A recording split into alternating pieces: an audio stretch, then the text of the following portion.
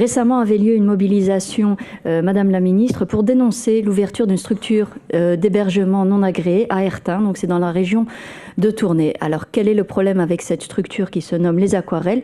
Elle a tout simplement ouvert sans aucune autorisation. Alors elle a une capacité d'accueil d'une 40aine de personnes, avec pour tout cadre d'ailleurs en termes de personnel, on a une infirmière, un éducateur et une personne chargée de faire l'entretien. On peut vraiment douter du type d'accompagnement dont vont pouvoir bénéficier ces personnes qui sont en difficulté psychique prolongée.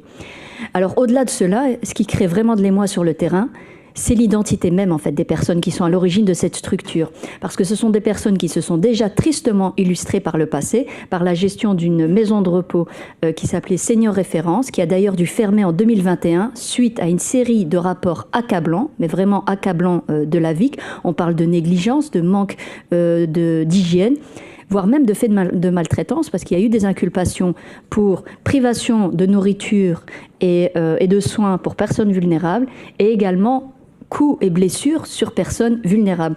Enfin, on peut totalement comprendre l'émoi que ça provoque sur le terrain et cette mobilisation qu'il y a eu sur le terrain, et que ce soit de la part des familles, mais aussi de tous les travailleurs du secteur qui ne comprennent absolument pas ce qui est en train de se passer. Et évidemment, les syndicats qui sont actifs sur le terrain et qui nous alertent sur cette question.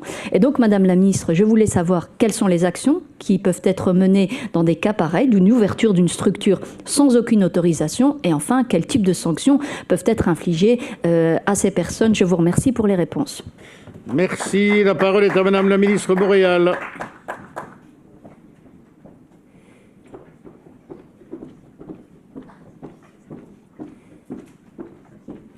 Vous avez la parole, Madame la Ministre.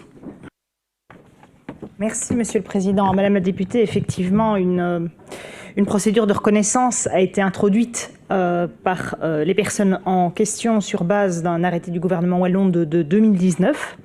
Il faut savoir que la VIC a informé à la fois le juge d'instruction du tribunal de première instance, le substitut du procureur du roi et aussi le bourgmestre de Tournai que effectivement il y avait des difficultés puisque, comme vous l'évoquez, la famille qui est à l'origine de la demande est aussi celle qui avait une maison de repos qui ne porte pas son nom, Senior Référence. Elle était loin d'être la référence, puisque, comme vous l'évoquez, malheureusement, elle a dû retirer, enfin heureusement, mais c'est toujours un échec quand on le retire, retirer l'agrément suite à des constats, effectivement, et je le confirme, particulièrement graves.